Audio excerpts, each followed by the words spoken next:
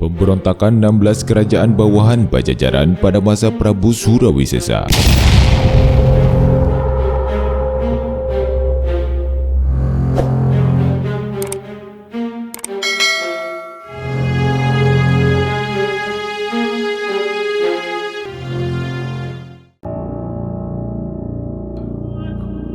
Melanjutkan cerita di video sebelumnya yang mengisahkan tentang sisi lain dalam misi penaklukan kerajaan Pajajaran oleh gabungan 3 kekuatan besar, yaitu Demak, Cirebon, dan Banten.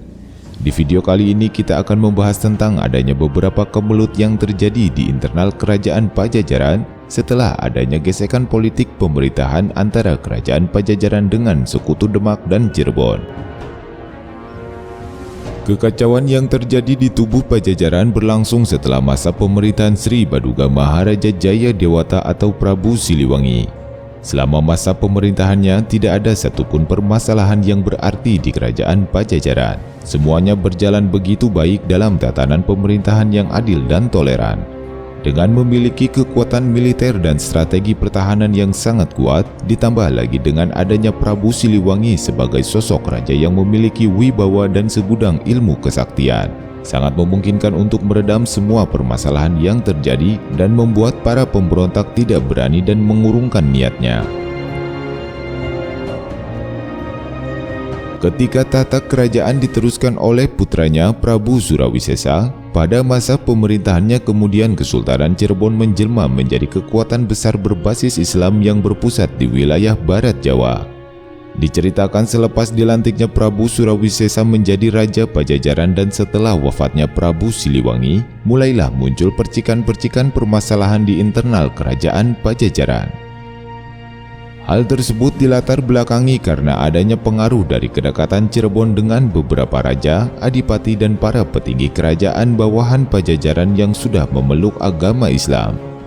Permasalahan yang terjadi di kerajaan Pajajaran bukan semata-mata tentang persoalan agama. Sebagaimana diceritakan sebelumnya, dari masa ke masa raja-raja Pajajaran sangat toleran akan adanya perbedaan keyakinan yang dianut oleh rakyatnya. Begitu juga dengan Prabu Surawisesa, sebagaimana para pendahulunya, ia juga menerima dengan baik akan keberadaan Islam di tanah Pajajaran. Namun permasalahan itu timbul setelah sesaat dilantiknya Prabu Surawisesa menjadi Raja Pajajaran, dan puncaknya ketika sang Prabu melakukan perjanjian kerjasama antara Pajajaran dengan Portugis. Banyak dari raja-raja bawahan Pajajaran yang tidak suka atau iri akan kepemimpinan Prabu Surawisesa. Hal tersebut diperkuat juga dengan adanya kerjasama dengan Portugis. Dari sekian banyak raja bawahan Pajajaran, terdapat beberapa raja yang menyatakan protes terhadap Prabu Surawisesa yang berujung pemberontakan dengan menyatakan diri ingin berpisah dari Pajajaran. Tercatat ada 16 raja bawahan Pajajaran yang memberontak terhadap kepemimpinan Prabu Surawisesa. Dari ke-16 raja tersebut ternyata mereka sudah memiliki kedekatan dan menjalin hubungan dengan Cirebon dan diceritakan juga sudah masuk agama Islam.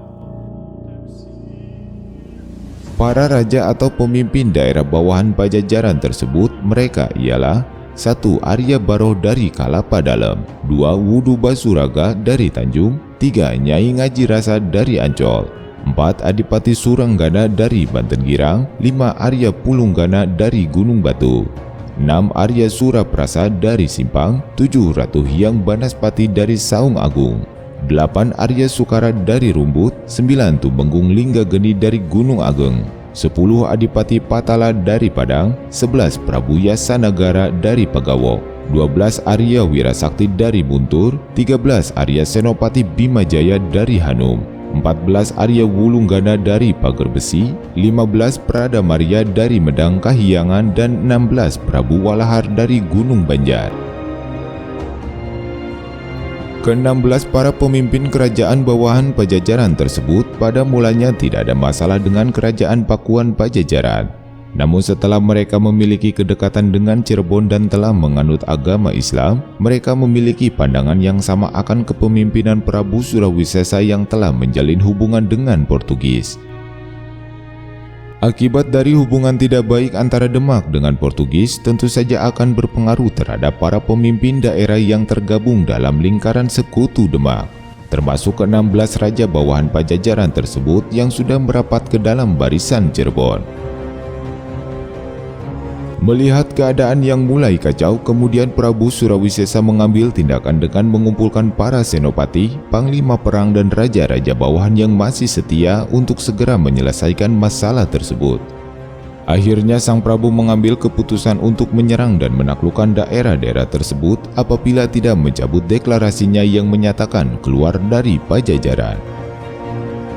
Bersama dengan para panglima perang kepercayaan Pajajaran dan bala tentara yang cukup besar, satu persatu daerah bawahan Pajajaran yang memberontak tersebut diserang dan berhasil ditaklukkan oleh pasukan Pajajaran.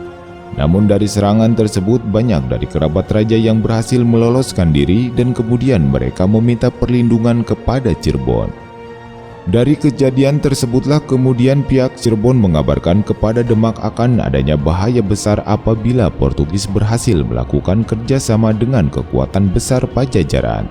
Kemudian dari pihak Demak mengirimkan ribuan bala tentara untuk bergabung dengan Cirebon dan mulai melakukan penyerangan ke wilayah Pajajaran yang direncanakan sebagai markas pasukan Portugis.